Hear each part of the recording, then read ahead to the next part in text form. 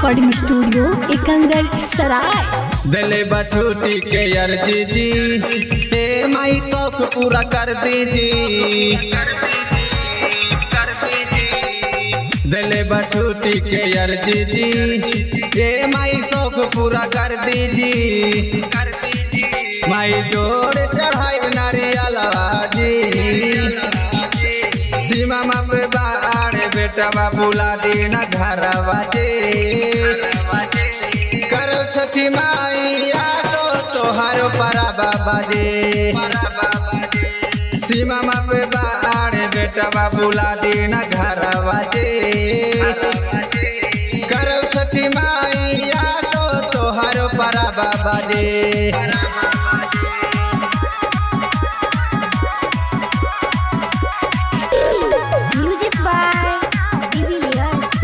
Presented by Kiska Films। भखले नाही नौकरी लगी जा रउत पूजा करा दूनु मिलके हो छठी माई अपना कर्ज उतारा।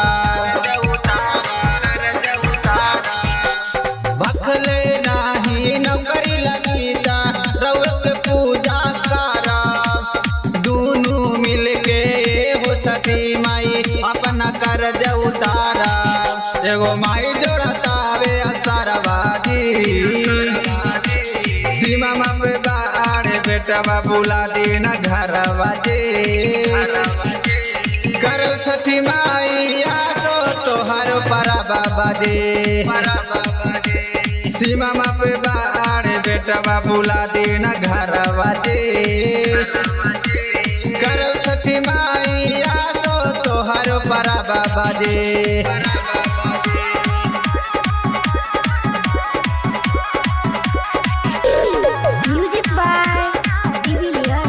किसका रिकॉर्डिंग स्टूडियो एकंगर सराय। रोई बिल की ए मोरी माई एक ही अर्जी कारी मिल जाए नीरजवा के छुट्टी लियो गाड़ी धारी। रोई बिल की ए मोरी माई एक ही अर्जी कारी मिल जाए नीरजवा के छुट्टी लियो गाड़ी धारी। एगो टीवाई पहला बताया चारबाजी सीमा पे बाड़े बेटा बुला दीना घर बाजे। करो छठी माइया सो तोहारो परा बाबा जे सीमा पे बाड़े बेटा बुला दीना घर बाजे। करो छठी माइया सो तोहारो परा बाबा जे। किसका रिकॉर्डिंग स्टूडियो एकंगर सराय।